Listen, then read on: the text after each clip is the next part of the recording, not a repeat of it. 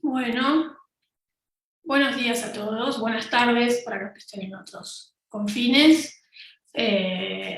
Comenzamos con un inicio musical mientras van ingresando todos aquellos que estén interesados en participar en este Zoom. Por supuesto les doy la bienvenida a la presentación del libro de Miquel Bassols, La diferencia de los sexos no existe en el inconsciente, título provocador si los hay, y que aprovecho para comentarle a Miquel que promovió muchos enojos en las redes, lo que demuestra que es un excelente título.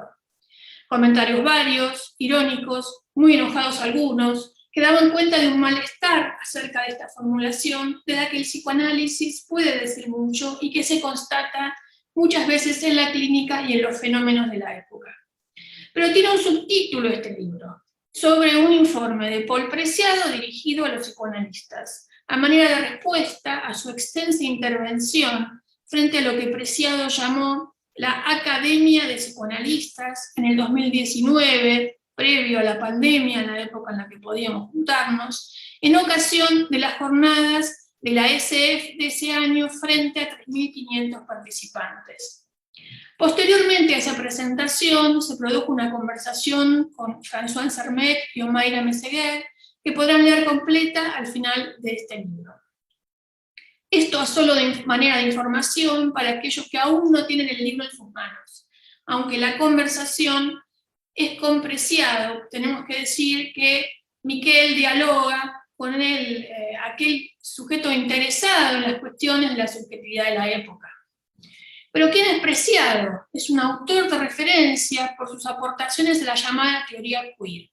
En una entrevista de hace un tiempo en el diario El País dijo: el colegio es el lugar en el que se fabrica la identidad nacional, de género, sexual, a través de la injuria, la exclusión, la repetición de coreografías corporales que funcionan con la recompensa y la punición.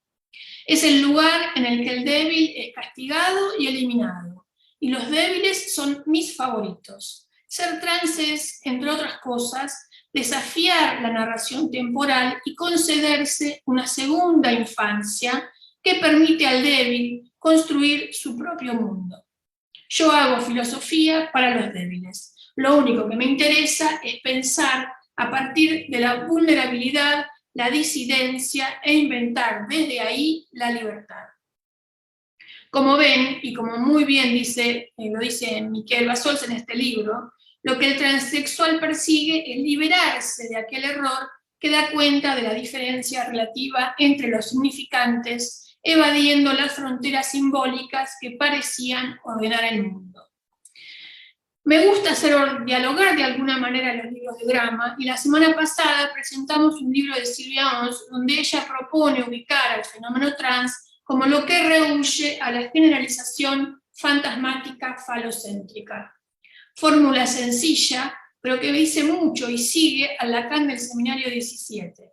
Les resumo una frase: la vasta connivencia social invierte lo que podemos llamar la natural diferencia de los sexos en sexualización de la diferencia orgánica, lo que implica que el falo se convierte así en el órgano de la falta, y en su condición de significante cabe el lugar desde donde la ausencia de relación sexual cobra efecto.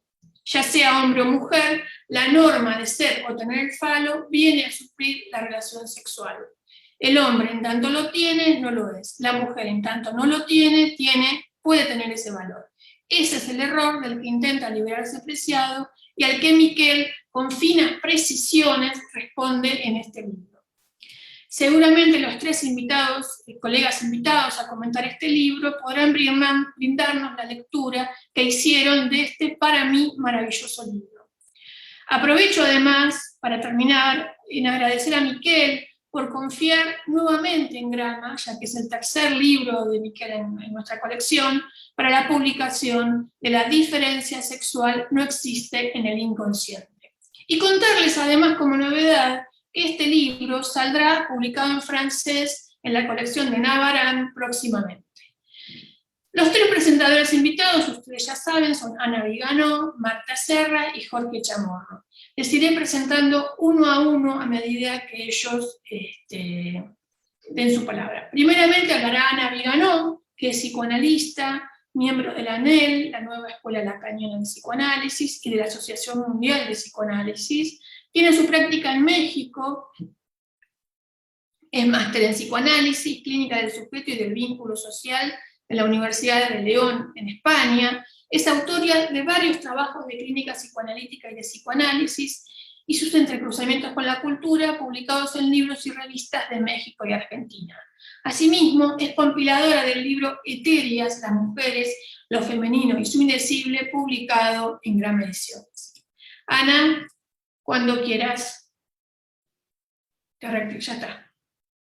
Muchísimas gracias, buenos días, buenas tardes, según corresponda, a un lado, al otro del océano, arriba, abajo, del continente, en fin, en este espacio tan particular en el que nos encontramos.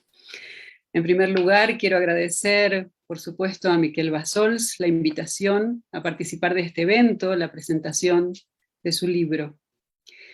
Voy a decir algunas cosas, sabía que iba a hablar primero, así que tiene un poco el espíritu de apertura esto que quiero compartir. 4 puntos que van a ordenar de algún modo lo que quiero decirles. El primer punto lo llamé libros aún. Sabemos que este libro se inscribe en medio del oleaje particular que ha tomado para nuestra comunidad, desde hace un tiempo, la conversación sobre lo que se dio en llamar, de la mano de Jacques Alain Miller, año trans, y que tiene muchas aristas a considerar. También sabemos que su escritura corresponde a un hito muy puntual de esta coyuntura que acaba de explicarnos Alejandra. La exposición que hizo Paul Preciado de su texto Yo soy el monstruo que os habla, informe para una academia de psicoanalistas, en las jornadas de la École de la Cause Freudienne en 2019. Jornadas en las que el propio Bassols iba a ser el interlocutor, pero por razones contingentes no pudo estar presente en esa cita.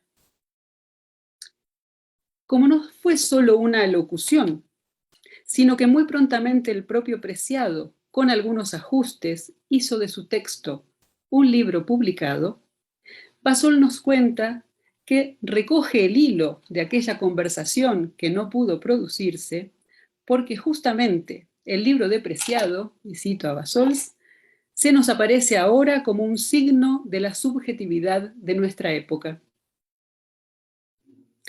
Tendremos que tomarnos en serio esto a la hora de leerlo. Bassols sintetiza este signo, en principio, extrayendo lo que diré es una especie de tríada como esqueleto. 1, la reivindicación de una condición. 2, el llamado a la revolución. 3, la búsqueda de una salida. 3 niveles efectivamente diferentes de abordar la cuestión sobre los que me parece necesario estar atentos. Bassols, leyendo esto, entrega entonces también un libro.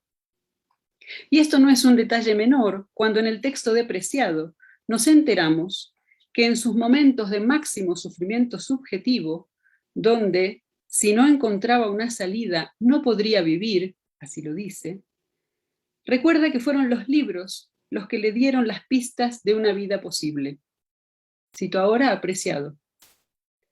No debo la fuerza que me permitió sobrevivir ni a la psicología ni a la psiquiatría, sino todo lo contrario. La debo a los libros, que fueron para mí como guías en la travesía del desierto del fanatismo de la diferencia sexual. Más adelante, dice, conseguí sobrevivir y lo que era aún más importante, conseguí imaginar una salida. Fin de la cita. También dirá Preciado, en otro momento de su texto, que en este proceso de transición, al fin, no ha logrado lo que se había propuesto. ¿Leerá Preciado a Bassols como Bassols lo leyó? Me animaría a decir que recíprocamente seguro que no. ¿De alguna otra manera? Tal vez no lo sepamos nunca, pero este libro es un mensaje en una botella que también va a ese mar. Un objeto libro preciado para el propio Preciado, y un objeto libro preciado para Bassols fueron entregados a la cultura, vestidos de maneras distintas para este baile, en medio del oleaje de fuerzas variadas y por momentos muy intensas que ambos tienen a su modo, con formas, fines y estilos muy diferentes, pero que convergen en un debate que, si lo habitamos, nos permite salir del ruido mediático y obtener, tal vez, una nueva vuelta por venir. Punto 2. Dos axiomas lacanianos. ¿Una salida? Bassols lo plantea muy rápidamente. La cuestión es qué salida, desde dónde y hacia dónde. Precisando la impropiedad de las acusaciones, que son muchas, injustificadas las más de las veces en el propio desarrollo, y algunas muy subidas de tono, ustedes lo saben, creo, las acusaciones de Preciado, decía, precisando la impropiedad de las acusaciones con la justeza de argumentos precisos y referidos, el trabajo más rico del libro se sitúa para mí en el esfuerzo de ir despejando la mucha paja del poco trigo con destreza. Bassols logra identificar entonces algunos trigos fecundos, y es honesto, tomo este significante porque después Bassols lo toma respecto de Preciado, en algún punto. Es honesto con ellos, los interpreta. No apreciado a los argumentos, y provoca con ello, no apreciado, aunque a veces un poquito, tal vez, sino más bien a todos los que estamos interesados en este signo de la subjetividad de nuestra época.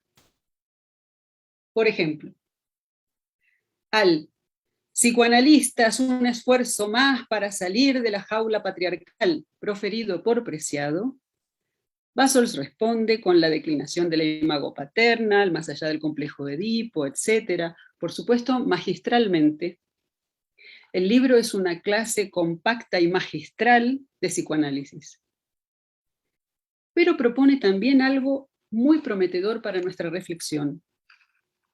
Dice, sí, un esfuerzo más para desencallar al sujeto de nuestro tiempo de los significantes amo que lo aprisionan en el sentido de los síntomas.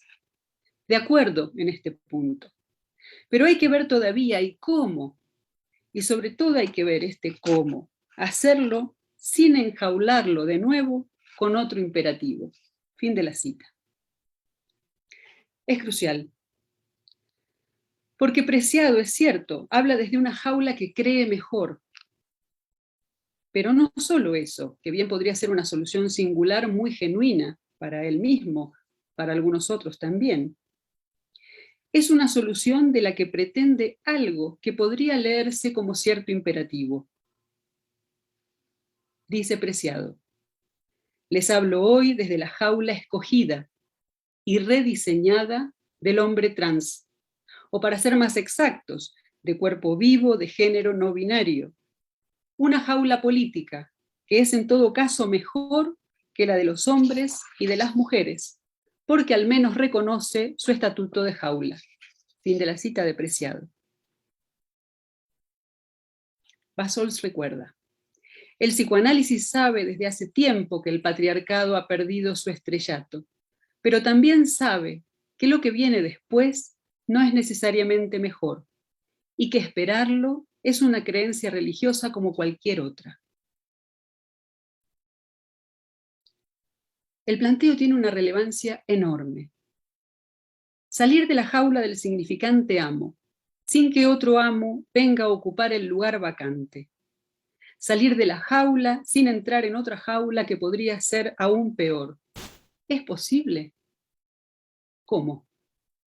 ¿Qué propone el psicoanálisis? Como el autor ya nos cuenta un poco el final en el título, sabemos quién es el asesino, no hay mucho spoiler en lo que voy a decir. Uno de los hilos rectores del trabajo es que, para el psicoanálisis, el régimen de la diferencia sexual no está escrito como tal en el inconsciente. Sí hay una serie de binarios conocidos, no infinitos, pero múltiples, pasivo-activo, presente-ausente, mirar, ser mirado, etc. Pero algo que asegure que la diferencia entre un ser hombre y un ser mujer está inscripta como tal en el inconsciente, nos dice, nada de nada. Ni en Freud, ni en Lacan. Para la formalización de los binarios, el axioma "el inconsciente está estructurado como un lenguaje" supone la ley de hierro y de yerro, tributarias del lenguaje mismo como sistema de diferencias. Maquinaria cuya marcha marcha sola, con dos consecuencias inexorables, también cruciales. Los efectos de segregación, por la dificultad intrínseca al sistema para situar la singularidad, y el efecto error, el error común a todo ser humano que habita el lenguaje.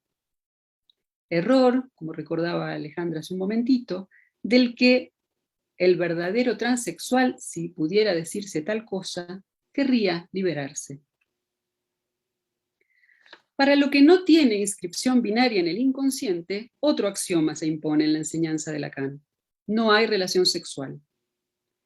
El inconsciente se comporta como si hubiera un solo sexo y todo el problema es saber cuál es. Al no existir la escritura binaria de la diferencia de los sexos, ninguna relación es posible entre ellos. Cada arreglo entonces yerra o está destinado a errar en este espacio, nos dice, siempre trans, porque es inenjaulable. Para la identidad sexual de cada ser humano tomado uno por uno, fuera de cualquier saco, no hay barrotes de hierro suficientes para armar la jaula. Entonces, de un lado, jaula inexorable, aunque sea posible mejorarla y hacerla un poquito, tal vez más vivible. Del otro, no alcanzan los barrotes, no hay jaula. ¿Qué hay? ¿Ofrece esa no jaula de lo femenino una salida? ¿De qué modo? ¿Se trata de un lado y otro del que se pueda ir y volver, como ciertamente en algunos momentos es la apuesta de Preciado? Aquí los voy a invitar a leer el libro. No obstante, me permite pasar al punto 3, que llamé Saber producir lo nuevo. Bassols me interrumpiría y argumentaría, no lo hace porque es muy elegante, enseguida, que en realidad esto último que acabo de decir está mal, porque eso que llamamos lo femenino no se trataría de una no jaula. No es con la negación que puede encontrarse la salida de un sistema binario. Tampoco añadir elementos descriptivos anula el binario fundamental. Vuelve apreciado y lo llama honesto, anticipaba hace un ratito, en este punto. Cito primero apreciado. No es fácil inventar una nueva lengua, acuñar los términos de una nueva gramática. Se trata de una tarea ingente y colectiva. Siguiendo este hilo, Bassols plantea: si en algún lugar podemos sentirnos acompañados por Preciado, es en este intento. Con las palabras de la tribu, crear un nuevo lenguaje, un nuevo vínculo entre los seres humanos fuera de toda segregación. Es el hilo con el que el psicoanálisis teje su discurso, no solo en la privacidad de su experiencia individual, sino también en lo colectivo. Fin de la cita. El ser hombre y el ser mujer no pueden definirse por su diferencia entre ellos, como dos significantes del lenguaje, y no por ninguna esencia definida por sí misma. El sexo biológico tampoco dice nada ni aporta esencias sobre esta diferencia. Bassols y Preciado lo saben y lo dicen. Punto de acuerdo mínimo sobre el cual, no obstante, se apoya el cúmulo de desacuerdos posteriores, paradójicamente. Cabe aquí recordar la ya muy difundida, hay que decir, cita, que debo a Patricia Moraga haberla visto por primera vez antes de tener el libro, pero que ha circulado muchísimo en las redes, sobre la conversación. El malentendido es también la ley de toda conversación posible. Cuando dos están muy de acuerdo, no hay conversación, solo consenso sostenido en acuerdos tácitos. Y la conversación, dice Bassols, cuando es analítica, pone siempre en cuestión los acuerdos tácitos. Fin de la cita. Entonces Bassols, bajita la mano, como diríamos aquí en México, tira su bombita. A nosotros. ¿Podremos tener este tipo de conversación que produzca algo nuevo? Con Preciado, con los que ubicamos como otros discursos, con la cultura, incluso con los que nos creemos nosotros en la comunidad analítica. Último punto, un atento contemporáneo del sujeto. Hace más de 20 años, el propio Bassols escribía, bajo el título Carta abierta a los medios de comunicación, una serie de cuestiones que fueron publicadas luego como el psicoanálisis explicado a los medios de comunicación, en medio de un revuelo mediático sobre la práctica y el porvenir del psicoanálisis. La posición del ladran, luego cabalgamos, no autorizará nunca el silencio como respuesta, escribía en la nota previa. El espíritu se mantiene en este libro, que no es una carta abierta, pero que me llevó a pensar más de una vez mientras lo leía, ¿a quién habla? Me preguntaba también, ¿por qué no? No solo a quién dirige el libro, sino desde dónde. Conocí personalmente a Miquel en su primera visita a México, en la que, entre otras tantas cosas, presentamos su estupendo libro, Tu yo no es tuyo, que me dedicó de un modo que seguramente marcó mi forma de leerlo a partir de allí.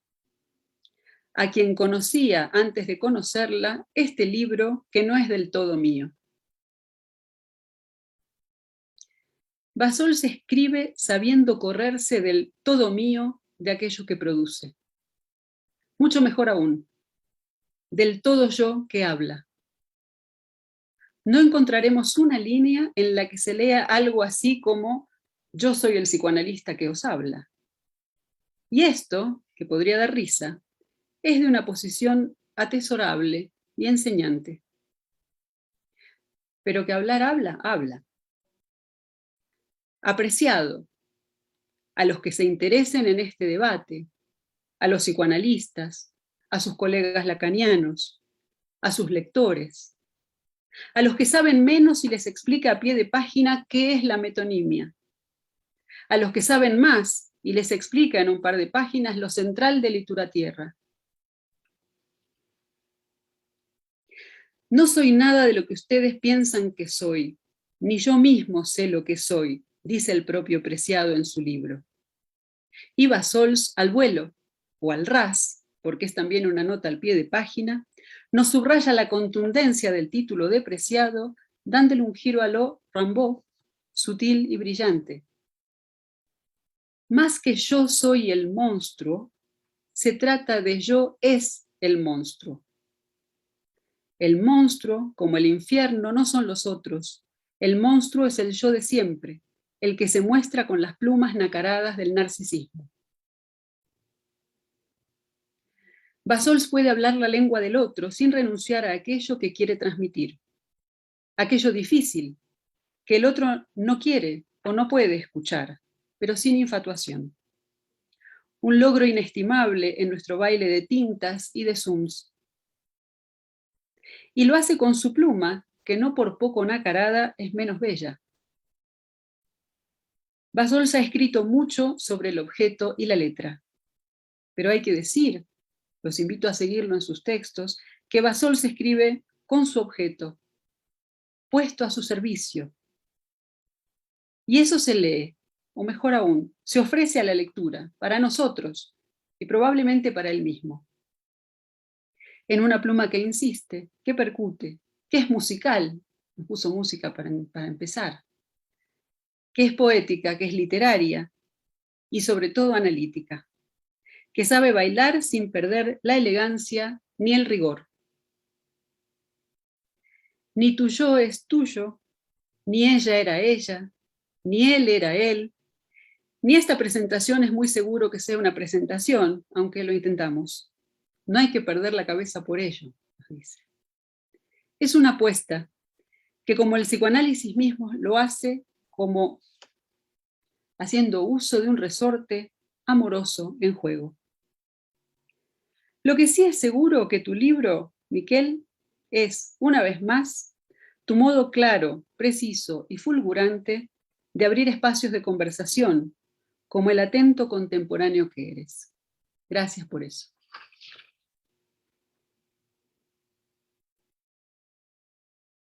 Tenés el micrófono apagado, Alejandra. Perdón, muchas gracias. Ahora sí. Le damos la palabra a Marta Serra. Marta Serra es psicoanalista, licenciada en psicología, miembro de la Asociación Mundial de Psicoanálisis y de la Escuela Lacaniana de Psicoanálisis. Actualmente desarrolla su actividad profesional en consulta privada, si bien ha trabajado durante muchos años en distintas instituciones. Es docente del Instituto del Campo Freudiano en España y ha colaborado también en la docencia tanto en Italia como en Francia.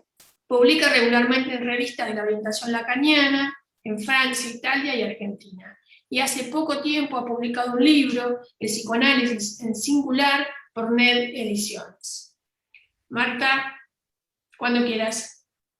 Muchas gracias, Alejandra. Bueno, en primer lugar, por supuesto, agradecer a Miquel y a ti, Alejandra, el participar en esta presentación del libro, porque además debo decir algo previo, y es que cuando apareció el libro de Pol Preciado, Miquel empezó a insistir a todos los colegas, decía, es necesario que respondamos, tenemos que decir algo, no podemos quedarnos en silencio. Bueno, yo creo que quizás entonces él imaginaba tal vez un libro colectivo, y yo estaba convencida de que era mejor no entrar en debate con Pol Preciado.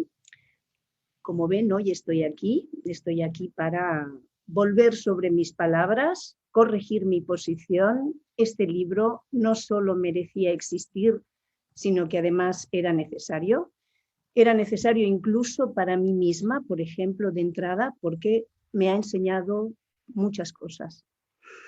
Miquel entra rápido sobre el tema que incita su escritura, con el subtítulo sobre un informe de Pol Preciado dirigido a los psicoanalistas, y expone muy pronto cuál es su propósito, el de Miquel: hacer una lectura atenta de lo que hay detrás de las críticas de Preciado. Bueno, ¿y cuáles son esas críticas que, es verdad, Ana decía, son impresionantes, exageradas? Bueno, las críticas son que el discurso analítico es heteropatriarcal, etnocéntrico, homófobo, patologizante de la homosexualidad, transfóbico y racista.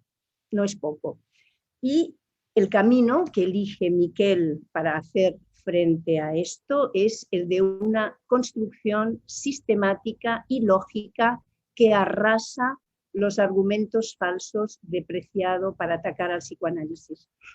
Argumentos con los que además, hay que decir, pretende Preciado situar al psicoanálisis en serie con la psiquiatría moderna y con la psicología normativa, dos disciplinas que se erigen como sabiendo lo que le conviene al otro, sabiendo lo que son los otros, lo que no va como debería en los otros, y sabiendo también cómo corregirlo. Ese, evidentemente, no es el lugar del psicoanálisis, pero hay que demostrarlo. Y creo que Miquel lo logra, lo demuestra. Por tanto, la respuesta de Miquel no solo va dirigida a Preciado, sino que va dirigida a todo aquel que esté interesado en el malestar de los hablantes, en la civilización, malestar trans o no trans, y en la posición del psicoanálisis lacaniano al respecto. Hay un interrogante que me surge y que quizás Miquel pueda responder.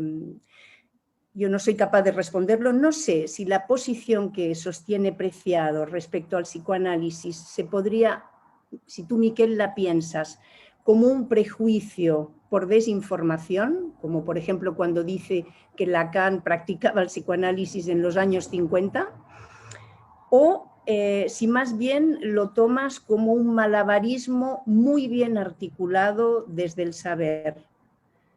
Por ejemplo, la herramienta, el uso que hace de la metonimia, si es usada conscientemente o si es una herramienta que se le impone a él mismo. Bueno, de todos los ataques, de todas formas, Miquel decide empezar por el que Preciado le dedica a Freud, homófobo, y realmente no se pierdan la lectura de ese capítulo, porque para el desmontaje de ese argumento Miquel no requiere de una retórica apabullante, toma apoyo muy simplemente en las propias palabras escritas por Freud respondiendo a la carta de la madre de un homosexual. Primera cuestión, pues, por favor, leamos a Freud como se merece. Y respecto a la acusación de heteropatriarcal que Preciado hace a Lacan, bueno, también le basta a Miquel, no es poco, pero le basta con proponerle una lectura seria de textos muy tempranos de Lacan, en los que ya anunciaba, hace más de 80 años, el progresivo declive de la imago paterna, como decía Ana, y es verdad, eso se podría tomar como un temor o como una nostalgia si no fuera porque Lacan mismo calificó poco tiempo más tarde al Edipo de Guignol y que toda su última enseñanza apunta a todo aquello que está por fuera de la lógica fálica, haciendo más bien del que antes era el todopoderoso nombre del Padre simplemente un síntoma más, uno más entre otros posibles. Entonces, conclusión de Miquel, por favor, lean a Lacan también como merece y verán cómo anunciaba ya cosas que son muy actuales. Por ejemplo, el renovado valor de la maternidad, el lugar de la religión, pero también, por ejemplo, un valor del amor muy distinto. El amor tomado como una elección que apunta siempre a lo femenino y que alivia de la tiranía del goce. Bueno, finalmente, Miquel yo creo que extrae el punto crucial al que apunta Preciado cuando se refiere al psicoanálisis y que es precisamente la cuestión de la diferencia de los sexos. Supuestamente, para Preciado, el psicoanálisis hace diferencias entre los sexos y además coloca a uno por encima del otro. Hace que uno, el masculino, someta al otro. Para demostrar lo erróneo de esta atribución de Preciado al psicoanálisis, Miquel va a recorrer realmente en pocas páginas, pero de manera muy clara, va a recorrer la enseñanza de Lacan y eso le va a permitir también releer incluso aquello con lo que Freud fundó el discurso analítico, que sigue siendo hoy, pese a quien pese, un discurso capaz de enfrentar los problemas de la subjetividad de la época, incluida también la subjetividad de aquellos que, siendo uno por uno, se agrupan bajo el paraguas del significante trans. En el capítulo que encontrarán bajo el título La diferencia de los sexos está el caballo de batalla, el eje a partir del cual se desarrolla toda la argumentación de Miquel. Resulta, como decía Ana, que en el inconsciente no hay nada que permita diferenciar los dos sexos. La diferencia sexual no está escrita allí. Y dice Miquel, el inconsciente se comporta como si hubiera un solo sexo y todo el problema es saber cuál. Esa respuesta debo decir que Miquel la dará más bien hacia el final del libro y la leerá, la habrá leído para nosotros en la última enseñanza de Lacan. Ahora bien, si no hay, la diferencia sexual no está inscrita en el inconsciente, ¿cómo podría el psicoanálisis construir todos sus desarrollos a partir de una diferencia de la que no hay rastro en el inconsciente, que es su núcleo teórico absoluto. Solamente con esto ya la argumentación de Preciado contra el psicoanálisis queda arrasada. Pero tomando en cuenta esto, es lógico que Lacan se viera llevado a formular su no hay relación sexual, que será el pivote que orientará toda su última enseñanza, en la que lo real del goce pasará a primer plano. Y Miquel desbroza, a mi entender de una manera que es muy clara, el hecho de que hombre y mujer no son más que un binario de significantes que se definen por oposición recíproca, de los que además Lacan, ya en el seminario 11, no en su última enseñanza, sino en el seminario 11, decía: lo que debe hacer como hombre o como mujer, el ser humano lo tiene que aprender por entero del otro. Esto es, no hay una esencia a partir de la que se sea hombre o mujer como identidad radical. Entonces, finalmente, la identificación sexual de cada cual se jugaría entre la adopción de un significante por el que dejarse representar y los semblantes de los que uno se armaría, de alguna manera, para mostrarse al mundo en adecuación a dicho significante. Pero eso, además, en función de las orientaciones que el otro da sobre lo que sería un hombre o lo que sería una mujer, y que son orientaciones que varían muchísimo. Pero lo que Miquel me parece que focaliza de una manera muy interesante es la imposibilidad de mantenerse en el lenguaje y al mismo tiempo pretender salir del binarismo. Y eso paradójicamente lo demuestra el discurso mismo de los que claman contra el binarismo, porque para clamar contra el binarismo se definen como no binarios. De la misma manera que cuando Preciado se precia de ser inclasificable, precisamente porque él transita de un sexo al otro, hace exactamente lo mismo. Tenemos binarios, no binarios, clasificables, inclasificables. Estamos dentro del binarismo.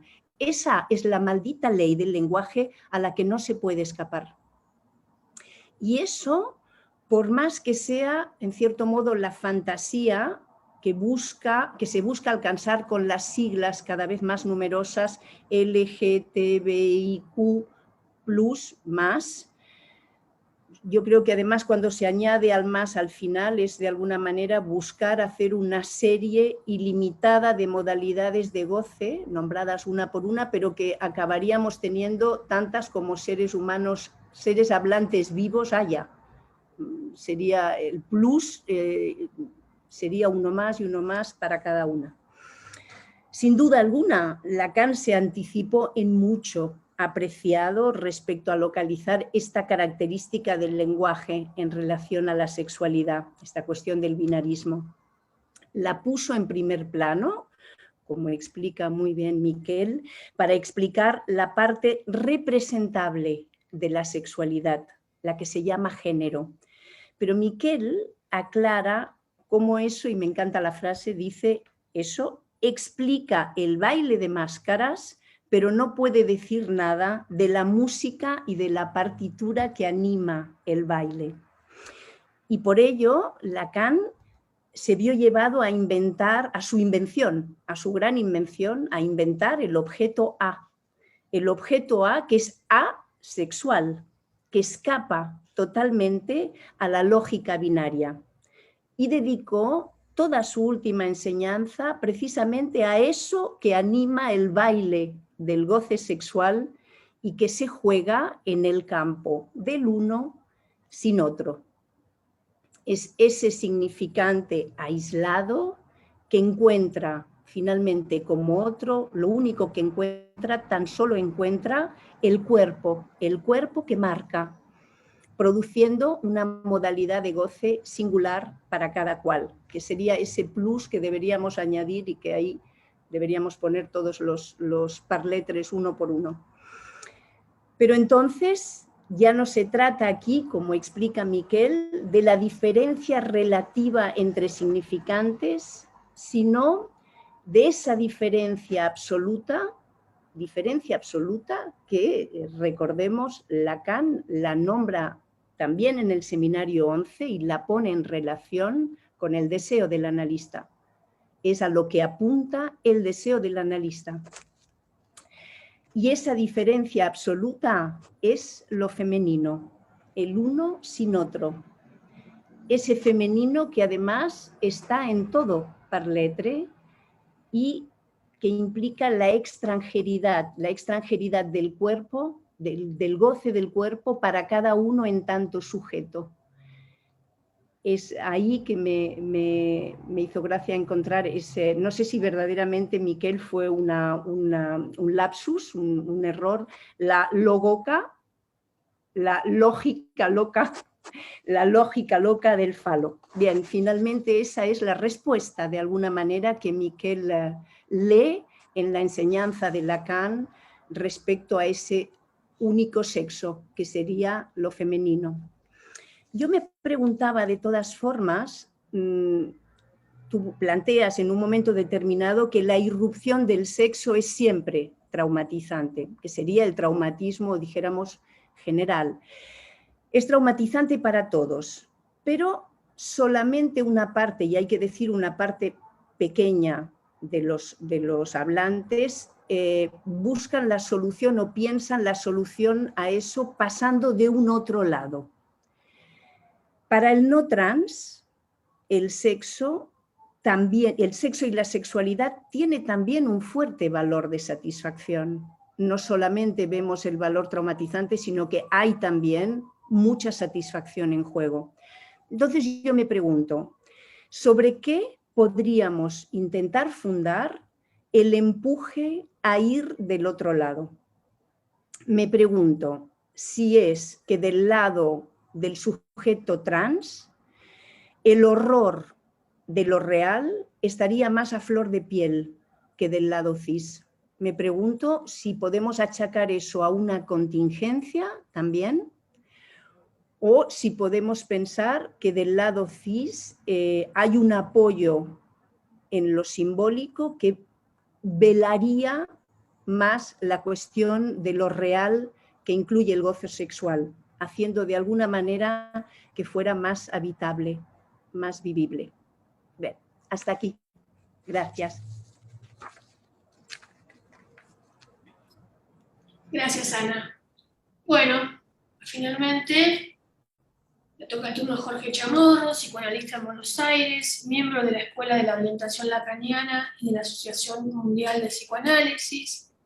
Entre sus numerosas publicaciones destacan Clínica de la Psicosis, del ICDEVA, Ecos entre el psicoanálisis y la literatura, también del ICDEVA, Las mujeres, de Grama, Interpretar, también de Grama, y la colección que será dedicada a diferentes temas del psicoanálisis y la clínica. Desde hace 25 años dicta un seminario anual que se aloja en la EOL desde su fundación y que recorre diversos temas del psicoanálisis, y además es docente en la Universidad Nacional de San Martín. Jorge, por favor, reactiva el audio. Bueno,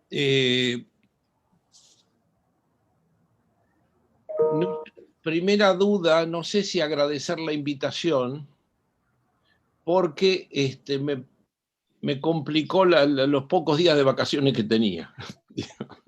Perdón. Mucho más complicado fue cuando leí el texto y recorté 47 puntos que me parecían merecedoras de una iluminación. Cuando me dijeron tenés 10 minutos, tuve que hacer lo que los psicoanalistas lacanianos tenemos que hacer, que es la operación reducción. Esta es la clave, cómo hacer de 47 puntos un par de minutos para decir algo que sea particular. Lo otro que quería aclarar, yo me voy a referir al texto. En cierta forma, pido disculpas a Miquel, voy a desconocer a su persona. Voy a leer el autor que el texto me propone, y después Miquel estará invitado con nosotros a hablar del autor que el texto constituye. Por eso me parece interesante, si ahora veo el personaje que escribe el texto y el personaje con el que dialoga, leo un dato muy claro, que hay allí un personaje que se autodenomina monstruo. Yo diría es un personaje que su monstruosidad es ser sordo, pero no sordo, es por ser sordo por su propia posición. Es sordo, y me parecía que había un diálogo entre el así llamado en el texto Miquel Bassols y el otro que decía, no, pero nosotros no decimos eso, nosotros creemos en otras cosas. Y me parecía que era interesante este diálogo de sordos, digamos, porque no hay ninguna posibilidad de diálogo, y esto me llevó a alguna cuestión que Lacan plantea en el seminario O Peor. El texto me gustó, me interesó mucho. Es un texto que despliega lo que yo llamaría el proyecto político de Jacques-Alain Miller. ¿En qué sentido? En su lógica, argumentación y lógica. En este texto y en estos temas es crucial esto que podemos decir y que el texto desarrolla con toda plenitud: argumentación o lógica o disancia, o la complicación que hace intransmisible o hace muy difícil transmitir lo que nosotros pensamos. Me parece que el texto de este autor es un autor que va muy claramente en zonas favorables a la disancia de explicar, desarrollar argumentos y lógica.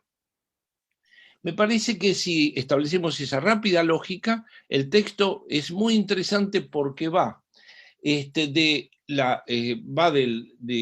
la bisexualidad freudiana, y el arco plantea, el final está en lo que se llama en el texto lo hétero, y además lo hétero se llama femenino. Parece sencillo decirlo así, pero en cada bisagra que va planteando el texto, yo ahí leí con desconfianza si ahí venía el discurso universitario o venía la lógica. Cada pasaje que hace de la bisexualidad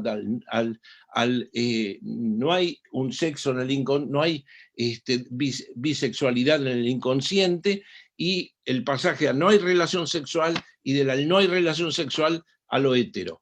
En todas esas bisagras exploré un poco si había o no había disancia, es decir, o discurso universitario. Me pareció que no lo encontré. Encontré en esas bisagras articulaciones lógicas que me hacían ubicar, cuando me pregunté por qué llamar femenino a lo hétero. Y Miquel, el texto, perdón, la persona siempre se mete, el texto contesta a eso. Hay algo de la relación entre lo hétero y la esencia del goce femenino, y que en esa convergencia hay un punto de por qué llamar a eso que desde el principio de la obra de Lacan se llamó hétero, que empezó por ser el detritus del orden simbólico, que se llamó el objeto A, y que de pronto aparece bajo el signo de lo hétero con el rasgo de lo femenino. Me pareció que era interesante todas las articulaciones que llevaban a este arco.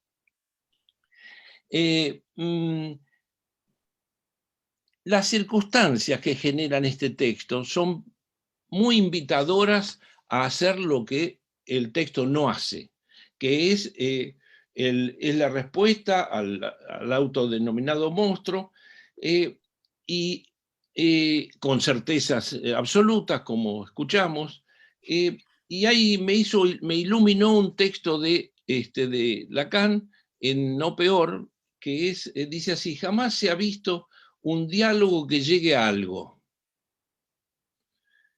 Dice así en la página 127 del texto en español: el diálogo tiene por función, me pareció interesante la propuesta leída sobre este diálogo, la función circunscribir cuál es el real que puede causar la ilusión que podemos llegar a algo dialogando. ¿No es interesante que si ahora pensamos ese diálogo entre el autor del texto y el monstruo, el tema es cuál es el real que crea la ilusión de poder dialogar? El otro punto, recuerden también que el eje con el que leo centralmente es sujeción o libertad. Cuando uno lee con este eje, sujeción o libertad, se ilumina un párrafo que es el que yo voy a destacar por todo lo que sobre lo que dice, que no es un párrafo central de toda la conceptualización, pero que al leer en paralelo con el texto de Bassols, leer el de Kafka, testimonio, informe para una academia, ustedes van a ver, es impresionante porque es un diálogo entre la libertad y la sujeción. Después les voy a leer un poco este texto que está atravesado todo el tiempo por un tema de libre o sujetado. Por las dudas que no pueda terminar, me gustaría decir, el texto empieza con el mono, que se llama a sí mismo un mono libre, y que por lo tanto trabaja sobre el ser hombre, y llega un momento que dice que tiene toda la formación de un hombre medio europeo. Quiero leer la parte final, que es a donde aparece libre por un lado, sujeción por el otro. El último párrafo dice así: sin embargo, no es la opinión de los hombres lo que me interesa. Yo solo quiero difundir conocimientos, solo estoy informando. Por las noches, casi siempre, hay función y obtengo éxitos ya apenas superables. Si al salir de los banquetes de las sociedades científicas, al que es convocado como hombre, o de las agradables reuniones entre amigos, llego a casa a altas horas de la noche. Allí me espera una pequeña y semiamaestrada chimpancé, con quien a la manera simiesca lo paso muy bien. Sujeción, mono libre y sujeción. De día no quiero verla, pues tiene en la mirada esa demencia del animal alterado por el adiestramiento. O sea que tenemos en la entrada un mono libre, y en la salida tenemos un mono y su mona. Es decir, me hizo recordar el dicho, el mono vestido de seda, mono queda. Muy bien. Bueno, ¿qué es leer? Ustedes subrayaron en el texto, de Marta y Ana, subrayaron leer el texto como se merece. Ahora, a mí justamente yo trataba de contestar esa pregunta, ¿qué es leer? Atención, que es muy importante, es cómo Lacan lee, cómo lee el autor de este texto, que es recortando. Leer para nosotros no es leer todo, es leer un hilo en el texto y descartar lo que no encaja con el hilo, con la lógica en juego. Por eso decimos, leer para nosotros es un trabajo antidogmático. No leemos todo, con los principios que extraemos del texto, leemos frases. Por eso me pareció muy interesante como efecto de lectura que Miquel, porque habría toda una discusión, si Freud, ¿qué piensa Freud de la homosexualidad? Allí en este recorte muy bien hecho, como descartamos todo lo que Freud puede hacer suponer, que cree que todo lo que no es heterosexual es patológico, y leemos esto, porque esta es la lógica que nos permite llegar al final del texto. Lo mismo pasa con Lacan. Lacan, en todas sus primeras formulaciones y seminarios, dice sin ninguna duda, la homosexualidad es una perversión incurable, y no me vengan, dice Lacan allí, creo que en las formaciones del inconsciente, no me vengan a decir que porque estaba permitida o elogiada en Grecia, no es una patología. es una perversión allá y es una perversión hoy. Esto responde a al dogmatismo de lo que ha dicho Lacan, pero no responde a los principios lacanianos. Esta es la lectura. Leer es leer con los principios, descartar afirmaciones que son de la persona, pero que no son de los principios, y construir una lógica. Porque un autor, por supuesto, tiene contradicciones y paradojas. Es interesante también, como el texto, ¿cómo andamos de tiempo, Alejandra? Estoy en los 10 minutos, ya supongo. Bueno. Tienes unos minutos más, adelante, perdón, estaba sin audio. Está bien.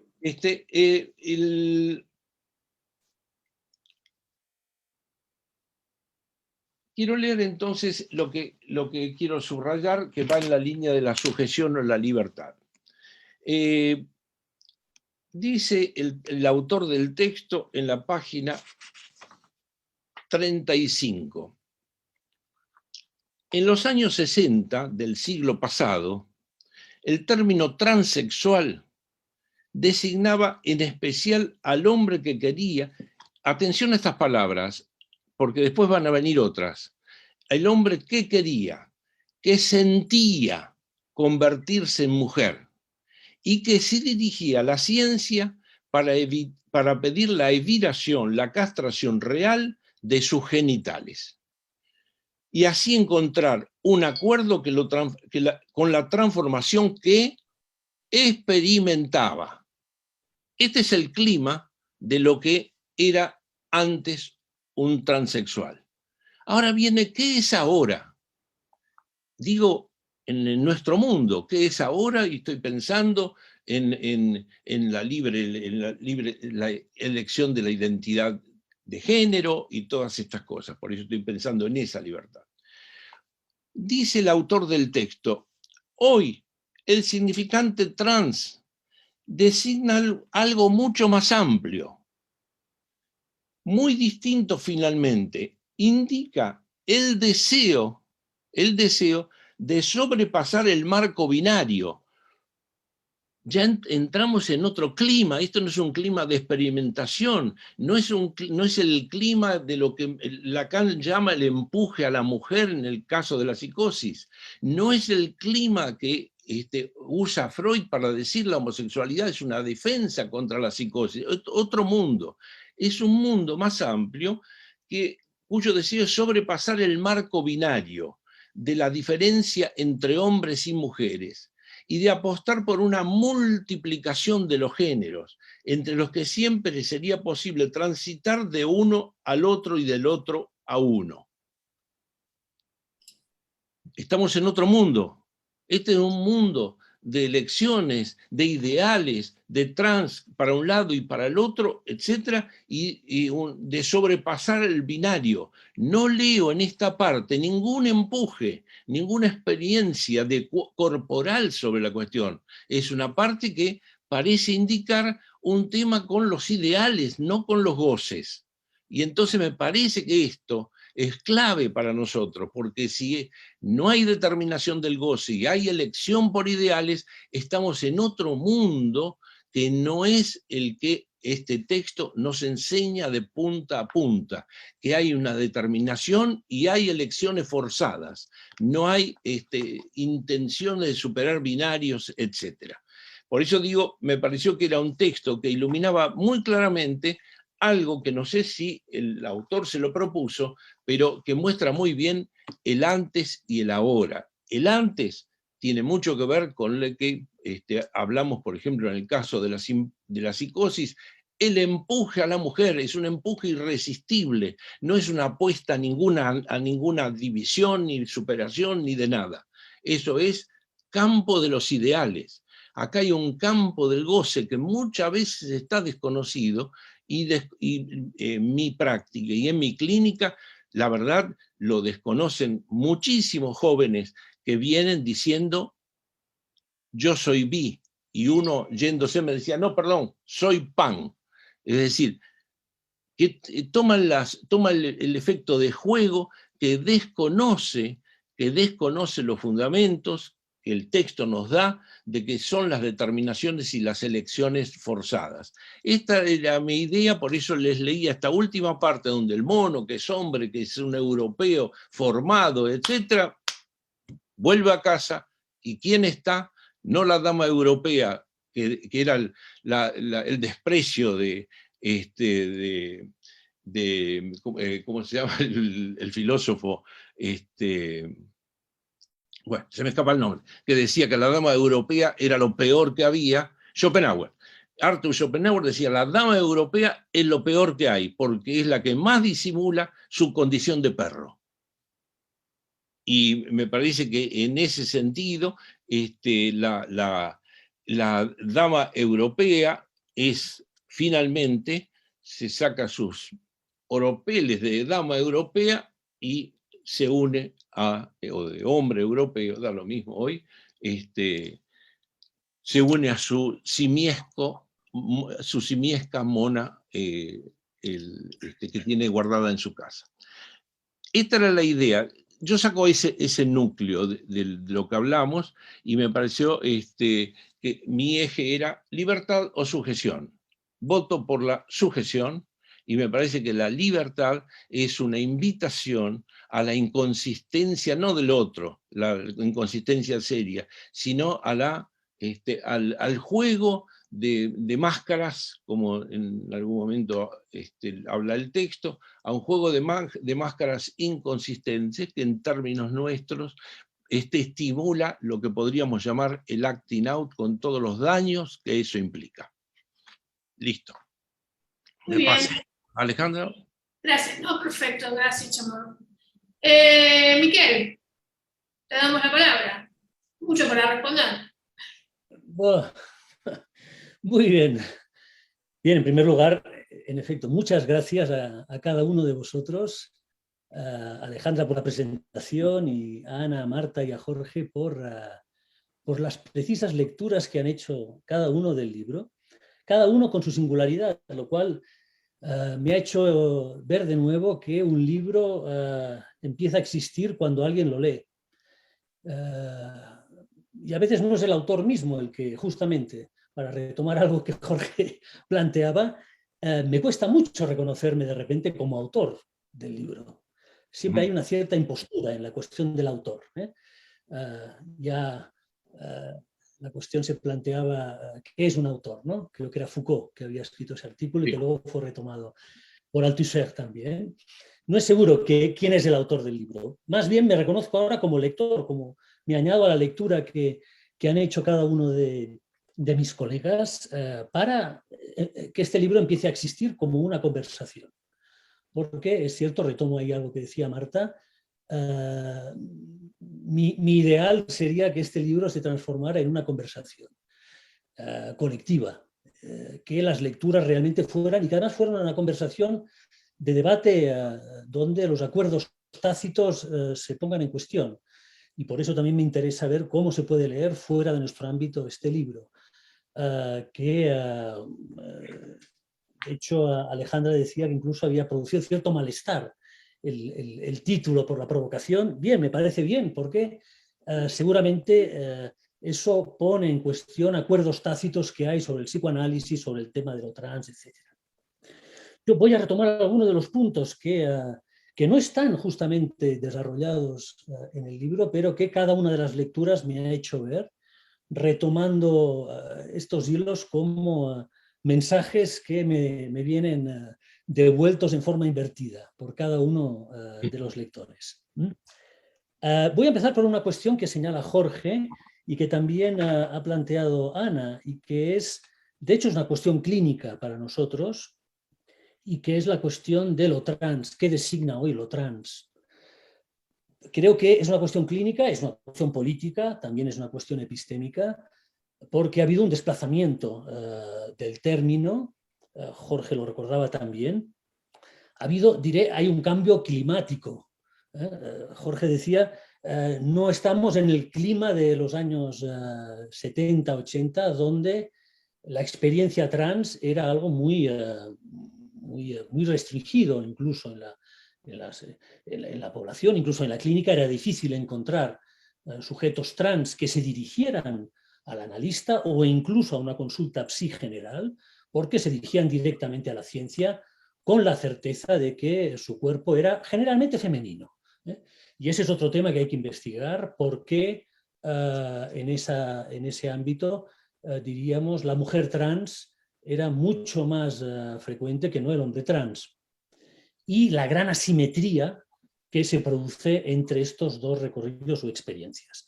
Jorge me ha hecho notar que en efecto ahí hay una cosa del sentimiento y de la experiencia del sujeto que en el clima del trans de los años 70 era algo que se ordenaba claramente en la dirección de empuje a la mujer, de lo que en esa época ya Lacan había desarrollado como el empuje a la mujer. Actualmente, y ahí viene la cuestión clínica y política, el término trans designa algo ya muy distinto. Si escuchamos y leemos el discurso de Paul B. Preciado, en realidad no tiene nada que ver. Estamos en otro paradigma, en otro clima. Y ha habido ese cambio del que debemos dar cuenta y debemos orientarnos.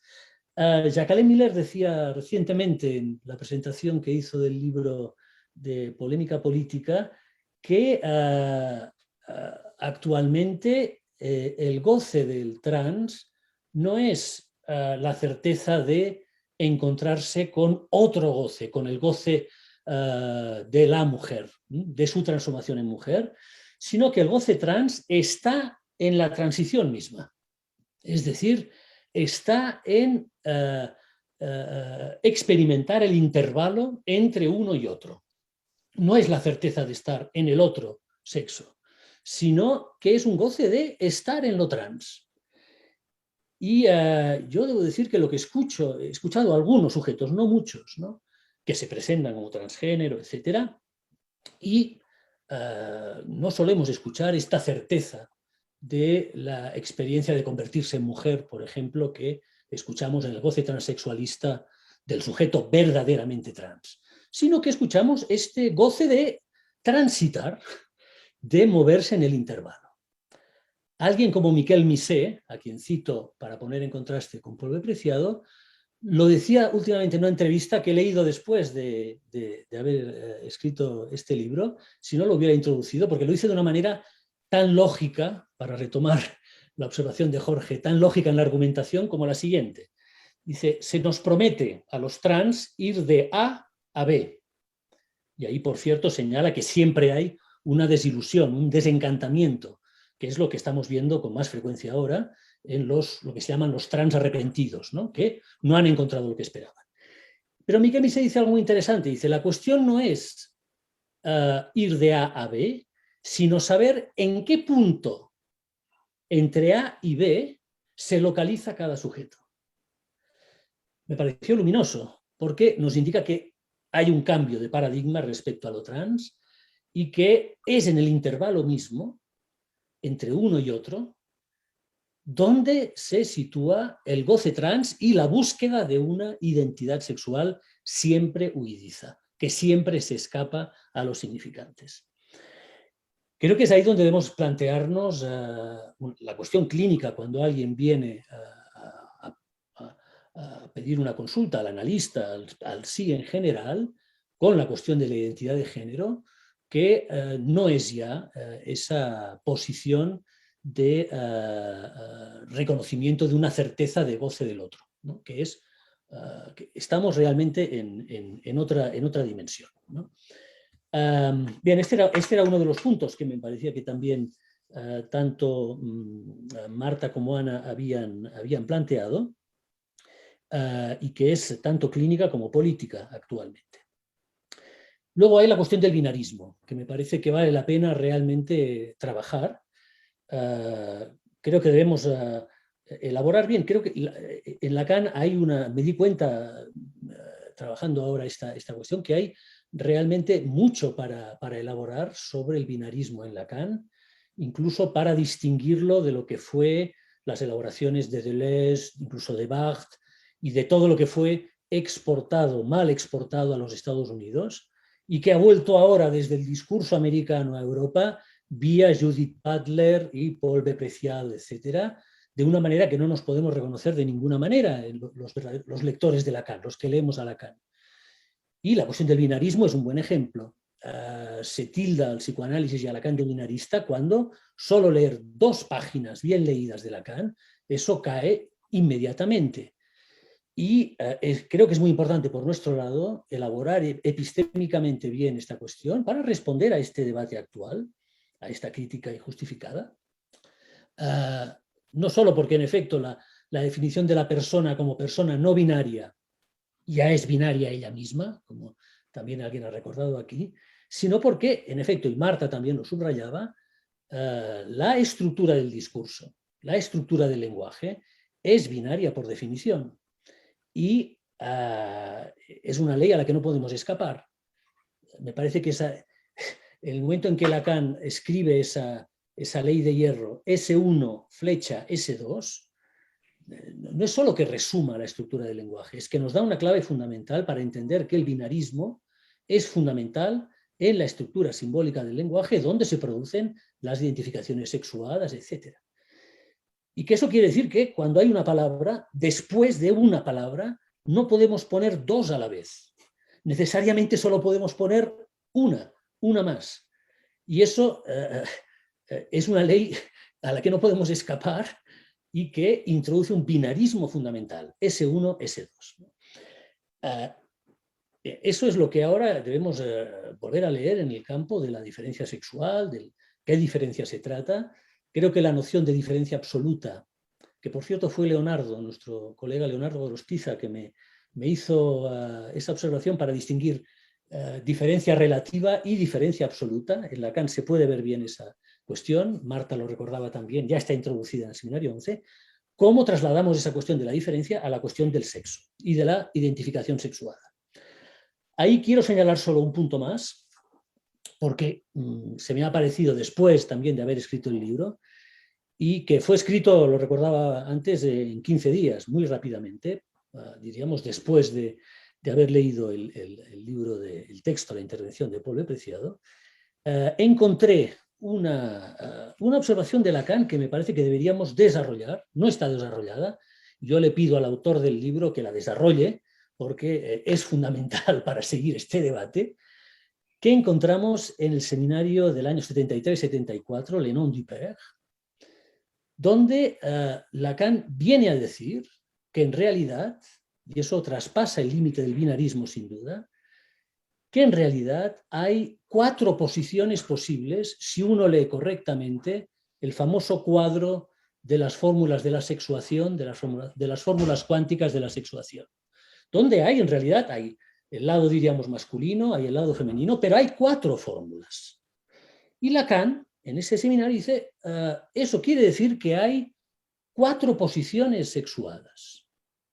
Es decir, que no hay 2. O que es un 2 que hay que saberlo interrogar a partir de este 4. Hay 4 posibilidades de identificación sexuada. Y no solo dice eso, sino que en ese seminario hay algo que creo que debemos desarrollar. Dice que finalmente, solo desde la posición femenina se puede hacer una identificación sexuada.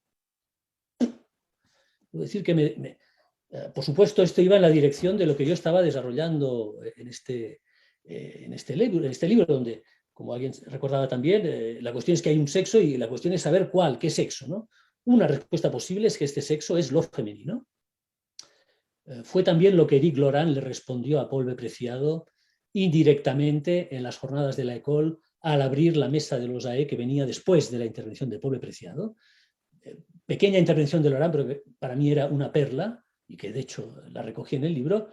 Solo hay un sexo y ese sexo es el femenino, indicó Éric Laurent. Para mí fue una cuestión a poner a trabajar, pero que está totalmente en sintonía con esta observación que les decía que he encontrado en el seminario del 73-74, un año después de Ancoch, donde Lacan dice explícitamente que solo hay una identificación sexuada posible si se hace desde la posición femenina. Viene a decir esto que en realidad uno se identifica con el género que sea, pero lo hará siempre desde una posición femenina, lo sepa o no. Bueno, eso es lo que creo que debemos saber desarrollar para responder y entrar en una conversación posible con el sujeto de nuestro tiempo que ha entrado en este baile de los géneros, de las identificaciones sexuadas, etcétera, de un modo que, en efecto, podría parecer que rompe a paradigmas anteriores. No, retomo lo que decía Jorge, simplemente es un cambio climático. No, simplemente un cambio climático no es nada simple, puede ser muy fuerte un cambio climático, pero en todo caso lo que sabemos es que sigue cierta lógica interna que hay que saber averiguar. Y para mí la sorpresa, y es la sorpresa cada vez que vuelvo a los textos y seminarios de Lacan, es increíble cómo encontramos de nuevo perlas que nos anticipan o nos permiten leer al sujeto de nuestro tiempo actual del año 2021. Y creo que esta pequeña perla que ahora les transmitía, en efecto, es algo a desarrollar. Bien, no voy a añadir más que mi interés en que esto se convierta en una conversación. Lo es ya un poco en esta presentación. En una conversación, en efecto, no es un monólogo, no es el mono, el logos del mono, la lógica del mono, tampoco es un diálogo, es cierto, no hay diálogo, como recordaba Jorge, todo diálogo es una cierta ilusión, lo estamos experimentando en la política española estos días de una manera bastante trágica. En realidad lo que podemos pensar es que hay una conversación, y en una conversación cada uno puede modificar su posición a partir de lo que escucha en el otro.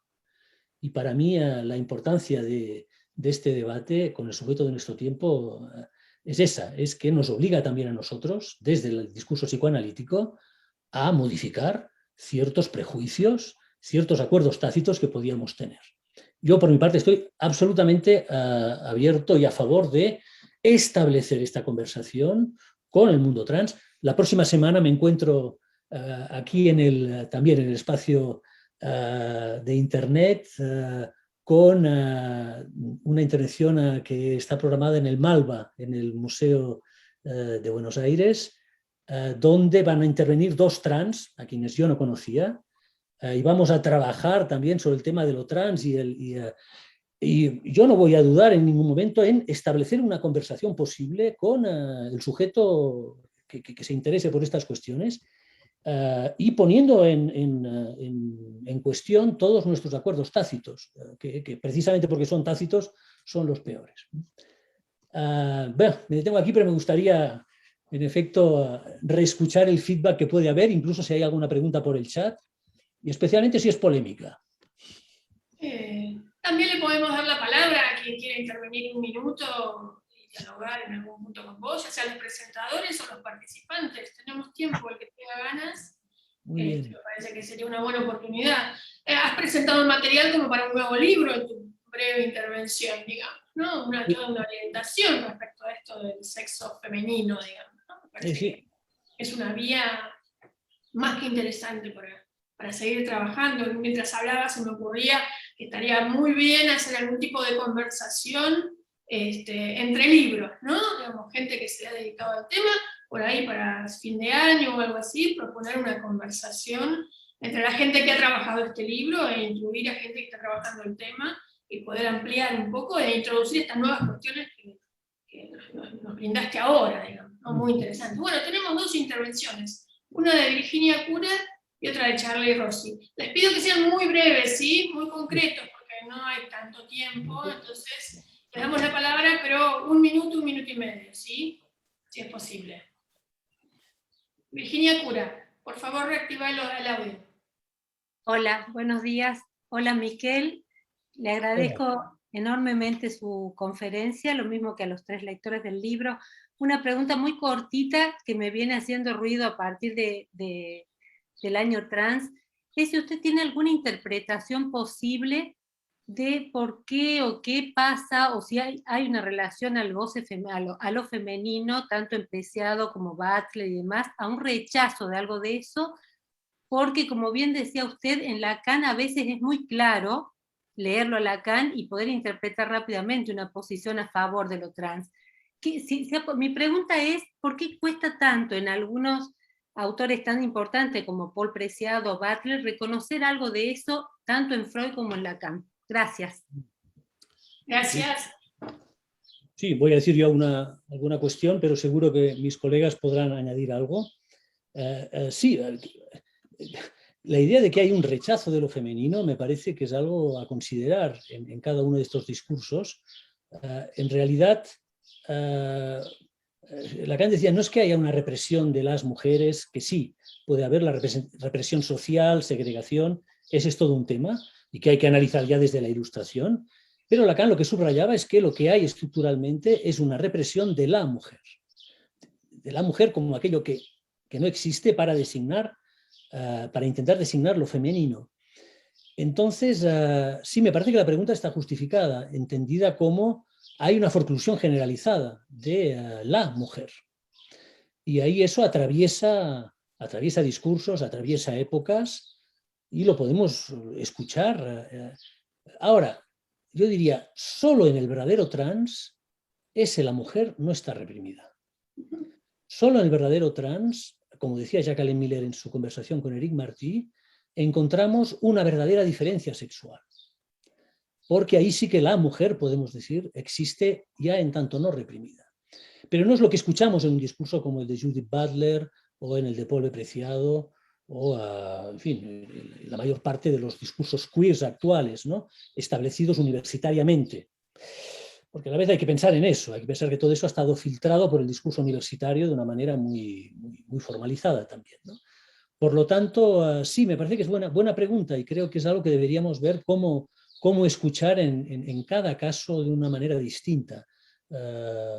Hay un rechazo de lo femenino que hay que ver a qué responde. Si a una represión, si a una forclusión de lo femenino, y que produce posiciones muy distintas, en efecto. Gracias, Miquel. Pero tal vez hay algún colega puede también comentar algo más sobre esto. Charlie Rossi, aquí vas. Gracias. Hola, Miquel, buen día. Charlie, ¿qué tal? Muy bien. Tu libro me encantó, la verdad que lo leí de un tirón. Realmente es un libro fascinante. Mi pregunta era la siguiente. A partir de lo que dijiste en relación a esta lectura de que entre A y B hay un infinito, que leo un poco en términos de Aquiles y la tortuga siempre, ¿no? Si este tipo de polémicas, discusiones, nos sirve para iluminar, y quería saber tu opinión en relación a eso, el lugar de lo trans, creo que fuiste vos que dijo, ¿no?, en algún momento, el goce es queer. Si nos sirve para iluminar esa noción de identidad sintomal, que suena un poco a un oxímoron, ¿no? Una identidad y algo sintomal, porque creo que hay que plantearlo como algo que no es del estilo de la identidad, de algo fijo, sino algo que se mueve. Entonces, si este tipo de polémica, más allá de si se puede conversar o no, que es difícil, creo que en distintos países es distinto el nivel de picantez que hay en las conversaciones, en las polémicas, si no es una herramienta para pensar nuestros conceptos. Por ejemplo, esa es mi pregunta. También es la mía. Charlie, también es la mía. Y sí, y creo que debemos orientarnos bien a través de esta pregunta, porque y la cuestión de lo queer plantea esto, el término mismo, el significante mismo queer, plantea algo de este orden, incluso la dificultad para traducir esta palabra, queer. Lo torcido, lo fuera de la norma, lo singular, no encuentra un término, por lo tanto es mejor no traducirlo, tomarlo tal cual. Y es algo que se puede vincular muy bien con lo que tú subrayabas de la identidad sintomal o incluso de la identidad sintomática, en el sentido que lo elaboramos a través de la noción de symptôme, tal como Lacan la elabora, identificación al symptôme y toda esta cuestión, ¿no? Pero para volver al tema en nuestro discurso actual, creo que debemos plantear primero que la identidad sexual como tal no existe. Es decir, la sexualidad y lo sexual rompe por estructura cualquier identidad de sujeto consigo mismo. Y eso tiene consecuencias, por supuesto, en la ley trans. Lo estamos discutiendo estos días en España, donde está pasando la ley trans. en Argentina ya pasó en el año 14, si no recuerdo mal, y se habla mucho de eso. Bueno, los niños, por ejemplo, es cierto, hasta que no entran en la pubertad, ¿qué quiere decir que se sienten hombre o mujer? No se puede saber eso, hay que esperar a la pubertad. No hay que esperar, es que hay que esperar toda la vida. Va más allá de la pubertad eso. Nunca el sujeto puede ser idéntico a sí mismo, desde el discurso del psicoanálisis al menos, cuando se introduce la cuestión de lo sexual. Entonces, realmente creo que debemos entrar seriamente en este debate diciendo que la identidad sexual como tal no existe. Con esto estoy copiando el título de un librito que me pareció excelente de François Julien, el filósofo francés François Julien, que se titula La identidad cultural no existe. Y hace un desarrollo muy, muy interesante bajo esta misma idea de que no hay cultura idéntica a sí misma, que cada cultura está trufada por la alteridad de una manera que rompe cualquier idea normativa de una identidad estable. Y François Julien introduce un término en francés muy parecido al de queer en inglés, imposible también de traducir en realidad al castellano, que es écart, en francés, l'écart. L'écart es la separación de lo normal, es aquello que no se puede comparar con nada, es lo singular por excelencia, es lo que plantea una separación, pero que no se puede medir entre un lugar y otro, porque no hay otro lugar. Es tan singular que rompe cualquier idea de identidad.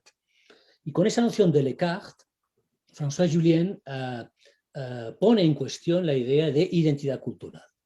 Creo que de la misma manera, y siguiendo la lógica de Lacan, con la idea de symptôme, identidad sintomal, que tú señalabas, Charlie, deberíamos poder desarrollar esta idea, que no hay en realidad una identidad sexual en el sujeto, ni antes ni después de la pubertad, y que incluso si viene alguien a los años, con 60 años, a plantear una cuestión de cambio de sexo, hay que planteárselo con el mismo paradigma.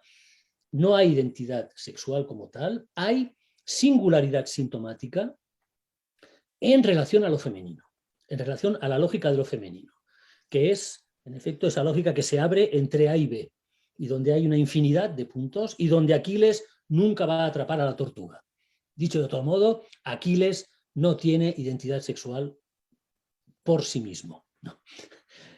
Entonces, sí, estaría muy de acuerdo en tomar esa idea de identidad sintomal, muy paradójica, que encontramos en Lacan, para reelaborar todo este debate que estamos llevando a cabo en el año trans. Gracias, Miquel. Coco Sac, activás el audio, por favor. Buen día. Buen día. Hola, Miquel, ¿cómo estás? Un gusto verte. Igualmente. Mira, quería incorporar una idea que me produjo un poco tu presentación, la lectura del libro y la presentación de los tres colegas y la coordinación de Ale Iglesia. A mí me llamó siempre la atención un pequeño detalle clínico que me parece que tiene mucha consistencia leyendo 3 ensayos por una teoría sexual de Freud, donde en el primer capítulo, las aberraciones sexuales, en la nota a pie de página, él hace una pregunta muy obvia y que nosotros como clínicos muchas veces no la tenemos en cuenta. Cuando él habla de las aberraciones sexuales y la elección homosexual, en la nota a pie de página dice algo así como, cito de memoria, nunca nos interrogamos como alguien devino heterosexual. Lo cual me parece que es una indicación, una perspectiva muy interesante en función de esto que se estaba planteando sobre la identidad sintomal, y me parece que se puede ubicar en la perspectiva, introdujiste a Julián, que es un autor que me encanta, cuando él habla de la transformación silenciosa. ¿Por qué no pensar también la identidad sintomal como una transformación silenciosa hasta que en un momento precipita algo de esa identidad agujereada que le permite a alguien decir soy hombre, soy mujer, soy trans, soy cis, etcétera, etcétera, etcétera? Bien, quería incorporar esto, pero me parece que esa pregunta que se hace Freud me parece sumamente pertinente, porque nunca le preguntamos a alguien que dice soy heterosexual, preguntarle cuándo se dio cuenta que era heterosexual. Y si se lo preguntamos a un homosexual, a un trans, etc. Muchas gracias. Gracias, Coco. Miquel, ¿querés le doy la palabra a Guibriol? No, sí, muy bien. Muy bien, por supuesto. ¿Puede activar el audio? Sí, ahora. Listo, gracias. Bueno, es verdaderamente una conversación muy, muy interesante. Este libro que conozco bien es un libro muy fuerte, muy estructurado, en la cual se encuentra todo una argumentación muy lógica en relación con este discurso trans. Solo quería añadir un punto que tiene que ver con el capítulo que Miquel ha titulado Un discurso sin fragmentos amorosos. Vemos inmediatamente la pertinencia de esta elección porque viene totalmente a las antípodas del magnífico libro de Roland Barthes, que son los fragmentos de un discurso amoroso. Y es muy interesante la primera frase del libro, he ido a buscarla para hoy, y la primera frase es eso: es pues un enamorado quien habla. Es decir, que de entrada Barthes sostiene la idea que el sujeto enamorado, como el ser amado, no es ni masculino ni femenino. Eso verdaderamente es Barthes 1977. He dicho a las antípodas porque Miquel, en la página 72, llega a hablar en relación con Preciado del frío algoritmo del amor. Verdaderamente hay algo aquí que es muy preciso, es que Preciado tiene un rechazo total del amor. Por él siempre el amor tiene algo sospechoso, y lo encontramos en el libro de Miquel.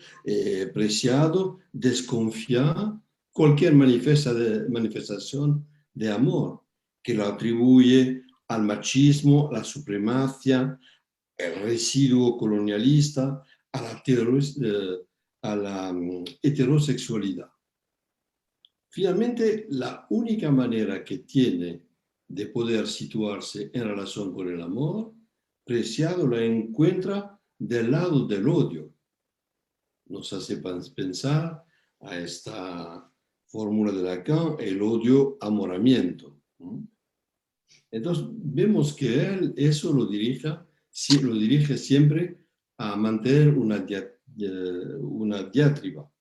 Y eso es muy difícil de poder entrar en contacto y en discusión con él. E incluso si Miquel ha intentado precisamente una cierta dialectización con él. A ver si Preciado lee el libro de Miquel y le responde. Y pienso que, hago referencia a lo que decía Jorge antes, que no va a pasar con Preciado ni con los trans como en la obra de Alphonse Allais, que finalmente al final, cuando se reconocen, dice Alphonse Allais, no se separaron nunca y fueron muy felices. No veo que aquí sea tanto el porvenir con los trans ni con Paul B. Preciado. Bravo, Miquel. Gracias. Muchas gracias. Jorge. Bien, ¿se escucha? Sí. Sí, perfecto. Me quedé pensando en algo que dijo Miquel sobre el goce trans.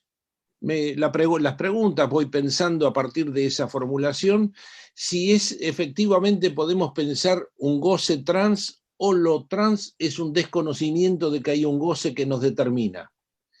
Me refiero no a todos los trans, sino a los trans que es una figura que podríamos llamar de falso semblante. De hecho, Preciado en el texto todo el tiempo lucha contra las prisiones, ¿no? La prisión hetero, la prisión, inclusive el texto le dice que si no será una prisión, también lo trans, ¿no? O sea, Preciado parece un claustrofóbico, que no quiere quedar encerrado en nada. Por eso me parece que en ese sentido la pregunta sobre el goce es si lo trans desconoce que hay un goce que determina o es un goce en sí. Digo porque el goce no es tan móvil en general, para un lado, para el otro, va y viene. Toda esa formulación no suena muy del lado del goce, que es un peso y un lastre para todos nosotros. No es tan móvil. Y por eso me pareció si se podía pensar en el goce trans. Una pregunta, no tengo obviamente ninguna respuesta clara sobre la cuestión, si no me preguntaba. Lo otro es, me hizo recordar una formulación que hace Lacan en el Seminario de la Lógica del Fantasma, cuando se preguntaba, o la pregunta era, ¿por qué se rechaza lo femenino? Si pensamos lo femenino como lo hétero, me parece que Lacan responde en la lógica del fantasma una formulación extraña para ese momento del texto, que es que hay algo del detritus, que es la forclusión de lo simbólico sobre el detritus, es decir, el ser del hombre. Y tengo la impresión que en ese sentido que la formulación de lo hétero es una formulación que interroga identidades, que cuestiona identidades, que cuestiona equilibrios, que se mete en la bisagra entre que no somos un cuerpo y lo tenemos, y en todas esas grietas que presenta el humano, me parece que no es bien recibido lo hétero en general, que lo hétero requiere una posición del sujeto que pueda asimilar eso que nos hace pensar en general el goce femenino, que es no hay un otro que tenga consistencia. Eso me quedé pensando sobre lo femenino y rechazo. Ahí, si pensamos, o me hizo pensar también en la formulación que hace Lacan en el seminario, en esa formulación que apunta también a lo que es yoico y demás, voluntarista, idealista, que es la pregunta por la mujer, dice Lacan en el seminario 3, no es el yo de la que soy mujer, ahora me he visto más femeninamente, no es eso. Lacan dice, es toda la estructura de la neurosis que plantea la mujer, la pregunta por la mujer, no es el yo, y ahora entonces me voy a hacer más femenina. Me parece que es otra cosa. Y me parece que a todo este tema, todo el tiempo me choco con esa idea, con la idea de que hay algo superestructural que no está lastrado bien en nuestros goces, en nuestras ataduras. Y me irrita, me sensibiliza esta idea de somos libres, hacemos lo que queremos, elegimos lo que queremos, etc. Me parece que desconocen mucho de los conceptos que nos enseñó Lacan, pero también nos enseñó Marx, y todo lo que se llama, todo tiene un fundamento, dice un trabajo de Heidegger muy importante, de que todo tiene un fundamento. Entonces, si nos movemos acá arriba, hay que mirar abajo, a ver cuál es el fundamento de ese movimiento. Me parece que todo este tema en general tiende como a desconocer eso que hay allá, que nos lastra, como dice Lacan, ¿no? ¿Bien? Bien, Marta Serra, ¿quiere intervenir? Reactiva tu audio, por favor. Me parece que, bueno, lo voy a decir muy rápido porque hay algo que me impacta en esta cuestión de lo femenino y el rechazo de lo femenino. Me impacta que en el Antiguo Testamento, que en la Biblia, eso ya está planteado, ya está dicho. Es sorprendente que del inicio eso ya está en juego, como lo femenino, o al menos lo que venía a representar lo femenino en tanto Eva, es peligroso para la civilización, porque apunta siempre a un goce que está más allá de la ley. Y eso está dicho en la Biblia. Es Eva la que plantea, vamos a comer la manzana y vamos a saltarnos la ley. Vamos a gozar de algo más allá de la ley. Me sorprende que sea algo tan fundacional en la civilización y que, sin embargo, hayamos necesitado tanto tiempo para poderlo formular a la manera que lo formula Lacan y como muy claramente me ha hecho entender Miquel con su libro. Gracias. Miquel, te doy las últimas palabras para que cerremos la actividad, que la verdad que fue una verdadera conversación, maravilloso. Sí, exacto, y en este sentido estoy muy contento porque incluso veo algunos chats, en el chat algunos mensajes que están diciendo que sería interesante publicar esta conversación. ¿Por qué no? Vamos a ver. Pero en todo caso, extraigo algunas perlas de de mis colegas y de las intervenciones que se han realizado para seguir el trabajo sobre este punto. Una perla que no quiero dejar pasar, Jorge, muy interesante esta idea de que hay, yo diría, una fijeza del goce que está presente en toda esta supuesta movilidad, como tú decías, de las identidades y de los goces. Uno puede ir, uno puede volver, que es lo que nos propone un poco Polve Preciado. No, usted, incluso les decía a los psicoanalistas del auditorio, pruébenlo, está muy bien esto de ir de un género a otro, pueden ir, pueden volver, es una maravilla, nos lo pasamos muy bien. Por contraste, tú señalas, Jorge, que en todo este discurso hay una fijeza del goce. Hay algo que, como tú dices, en la estructura, ahí lo que escuchamos es que hay no una variabilidad, sino que hay una fijeza del goce en el fantasma. Y que debemos saber orientarnos con esta brújula para no perdernos en este baile donde el cambio de pareja, es un baile. Aquí en España había el baile del farolito, no sé si en Argentina existía, ¿no? El de la escoba. Acá es la escoba. Aquí era un farolito. Entonces uno al final se quedaba con el farolito sin pareja, preguntándose qué era uno, ¿no? O con la escoba. Pues bien, hay algo así. Y la escoba o el farolito es la fijeza del goce de cada sujeto. Y es lo que los analistas debemos poder escuchar en este baile de máscaras que nos propone el sujeto contemporáneo. No quiero añadir nada más, pero sí, en efecto, retomo la idea de poder seguir esta conversación. Me ocuparé desde Grama de organizar alguna actividad que haga conversar a la gente que tenga trabajadas estas temáticas. Me parece interesante seguir la conversación porque es algo que evidentemente en la época convoca a la conversación. Una aclaración respecto a la publicación. Lamentablemente en Facebook nos bloquearon el video de transmisión por la música que pusimos al principio, porque tiene...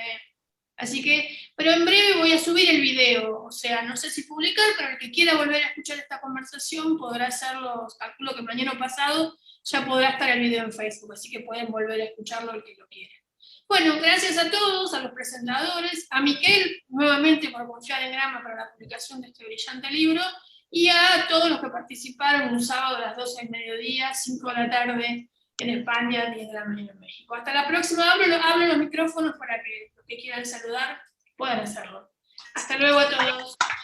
Gracias. Adiós, muchas gracias. Felicidades. Muchas gracias. Felicidades.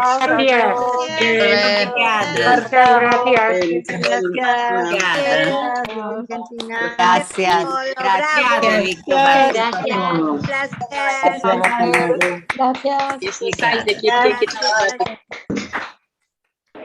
Genial. Gracias, saludo a todos. Buenísimo.